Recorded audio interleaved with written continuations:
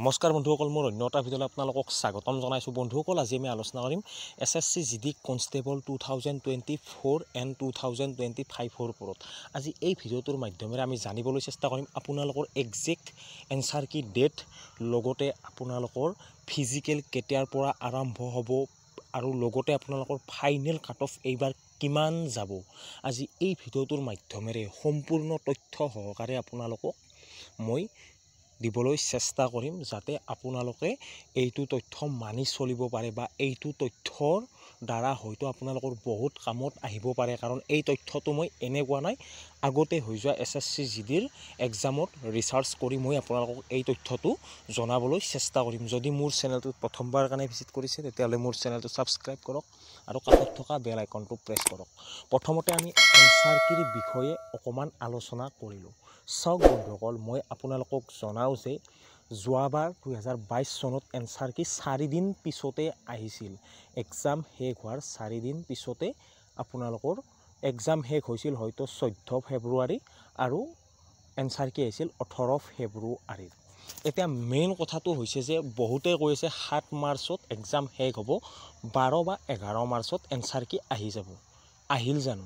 এইটো আপোনালোকৰ বাবে একেবাৰে ভুল তথ্য। কাৰণ আমাৰ এক্সাম শেষ হোৱা দিন 7 মাৰ্চ নহয়, আমাৰ এক্সাম শেষ হোৱা ডেট আছিল 12 মাৰ্চ। হয়, অসমত 7 মাৰ্চত এক্সাম শেষ হৈছে, কিন্তু কিছুমান ৰাজ্যত 12 মাৰ্চলৈকে এক্সাম চলি আছিল। আৰু এক্সাম চলি থাকিলে আপোনালোকক এনচাৰ কি দিয়া নহয়, আপোনালোকে জানে।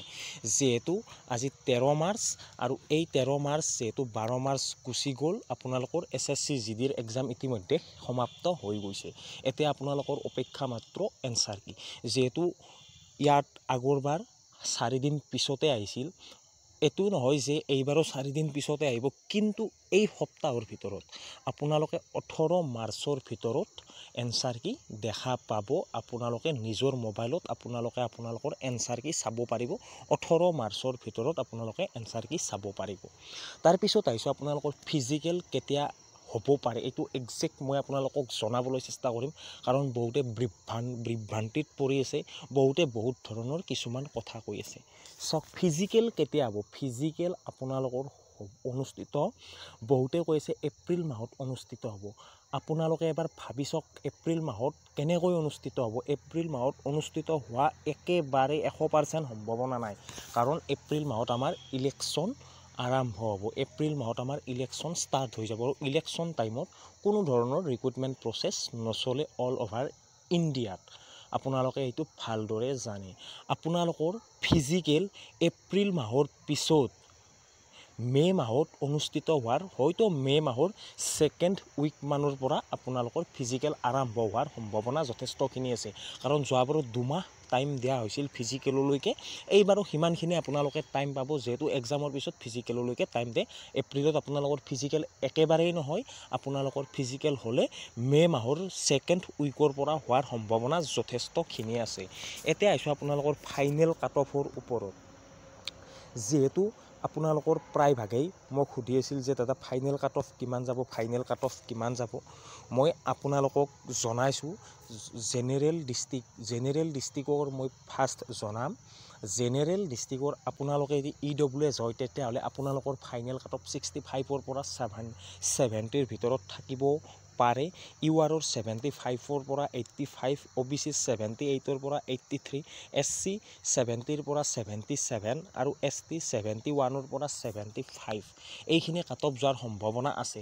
এইখিনি মই যোৱাৰ সম্ভাৱনা থকা বুলি এই কাৰণে কৈছোঁ, যিহেতু এইবাৰ বাহিৰৰ ল'ৰা ছোৱালী বহুত কম আছে। কাৰণ প্ৰথমতে তেওঁলোকক কৰায়ত্ব কৰিছে, সেই হিচাপত আপোনালোকৰ কাট অফটো এইখিনিতে থাকিব। বহুতে জনাই আছে 100ৰ পৰা 100ৰ ওপৰত যাব। ইমানখিনি কাট অফ কেতিয়াও নাযায়। ইমানখিনি কাট অফ যাবলৈ হ'লে বহুত হেজাৰ বাহিৰৰ ল'ৰা সোমাব লাগিব, তেতিয়াহে ইমানখিনি কাট অফ যাব।